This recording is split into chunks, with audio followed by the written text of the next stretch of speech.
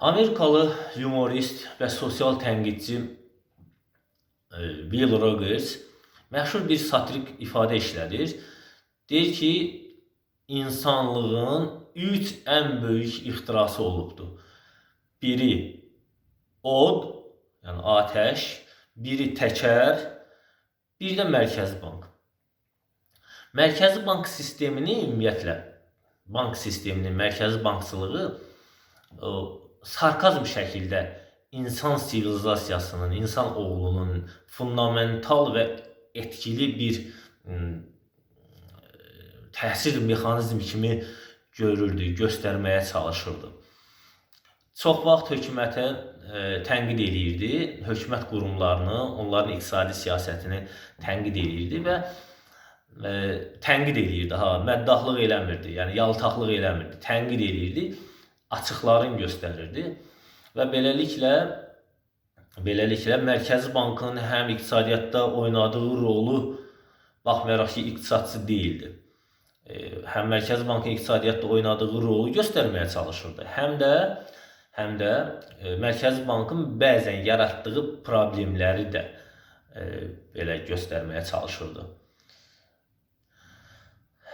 Tələbələr üçün hazırda makroiqtisadiyyatı başa düşmək üçün, Mərkəzi Bankın o işləvliyini, prinsiplərini, makroiqtisadiyyatda oynadığı rolu başa düşmək üçün ən yaxşı mühitdir. Türkiyədə baş verən bu ictimai, iqtisadi, siyasi hadisələr.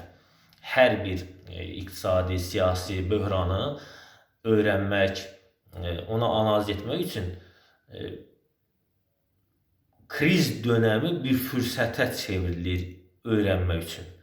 Onu fürsətə çevirmək lazımdır daha doğrusu.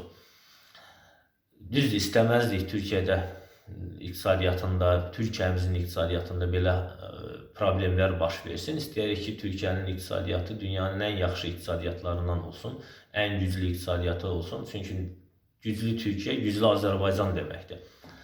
Təəssüf ki, hər şey bizim istədiyimiz kimi deyil, istədiyimiz kimi olmur. Amma yenə də baş verən hadisələri, Mərkəzi Bankın tutumunu, Mərkəzi Bankın uygulamalarını, düzdür, tələbə olaraq Mərkəzi Bankın hazırki tutumunu, həyata keçirdiyi siyasəti tam olaraq dərk etmək biraz çətindir. Amma istəsəniz mümkündür. Ona görə də hazırda Mərkəzi Bankın oynadığı rolu, onu anlamaq üçün mövcud vəziyyəti real vaxt laboratoriyası kimi görmək lazımdır.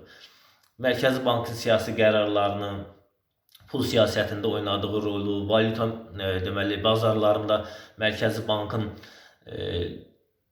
siyasətinin təsirlərini öyrənmək üçün hazırki vaxt ən uyğun vaxtdır, optimal vaxtdır. Bəzən tələbələr soruşur ki, investisiya mühiti nədir, investisiya mühiti haqqında. Bax, hazırda gördüyünüz vəziyyət investorlar üçün bir mühitdir, necə deyərlər. Görürsünüz, hər bir investor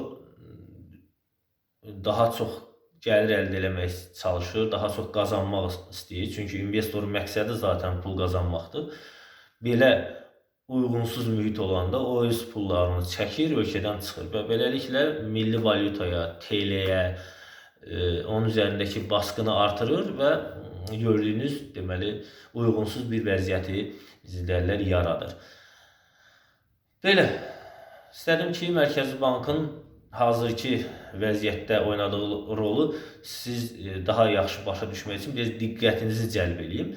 Bilirsiniz ki, Türkiyə Cümhuriyyəti Mərkəzi Bankasının həyata keçirdiyi siyasət dalğalı valyuta siyasətidir.